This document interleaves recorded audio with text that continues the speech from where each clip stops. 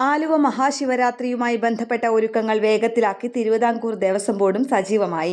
വളരെ നേരത്തെ വകുപ്പ് മേധാവികളുടെ യോഗം വിളിച്ചിട്ടും മണപ്പുറത്തിന്റെ ശുചീകരണ പ്രവർത്തനങ്ങൾ ആരംഭിക്കാത്തത് വിവാദമായിരുന്നു. എന്നാൽ കഴിഞ്ഞ ദിവസങ്ങളിലായി JCB ഉപയോഗിച്ചുള്ള ശുചീകരണ പ്രവർത്തനങ്ങളെല്ലാം സജീവമായി നടക്കുന്നുണ്ട്. അടുത്ത ദിവസങ്ങൾ മുതൽ കടവുകളുടെ ശുചീകരണവും ആരംഭിക്കും. മഹാദേവ ക്ഷേത്രത്തിന് ചുറ്റും പനമ്പ് സ്ഥാപിച്ച് ശിവപാർവതി ചിത്രങ്ങൾ സ്ഥാപിക്കാൻ തീരുമാനിച്ചിട്ടുണ്ട്. ശിവരാത്രി ഒരുക്കങ്ങൾ നേരിട്ട് വിലയിരുത്താൻ Devaswom board member K. Raju അടുത്ത ദിവസം എത്തും. മണപ്പുറത്ത് വ്യാപാരമേളയുടെ ഒരുക്കങ്ങളും ആരംഭിച്ചിട്ടുണ്ട്. ശിവരാത്രി നാളിൽ മണപ്പുറത്ത് അനുവദിക്കുന്ന താൽക്കാലിക ബലിത്തറകൾ കെട്ടുന്നതിന് സ്ഥലം ലേലം ചെയ്ത വകയിൽ മാത്രം ഇതുവരെ ദേവസ്വം ബോർഡിന് ലഭിച്ചത് 44,55,817 രൂപയാണ്.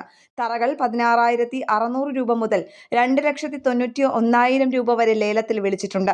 3 കാറ്റഗറികളിലായി ആകെയുള്ള 116 ബലിത്തറകളിൽ 66 എണ്ണം മാത്രമാണ് ഇതുവരെ ലേലത്തിൽ പോയത്. ദേവസ്വം സ്ഥലത്ത് 31 സ്റ്റാളുകൾ ലേലത്തിലുണ്ടെങ്കിലും 11 എണ്ണം മാത്രമാണ് ഇതുവരെ ഉറപ്പിച്ച് നൽകിയത്.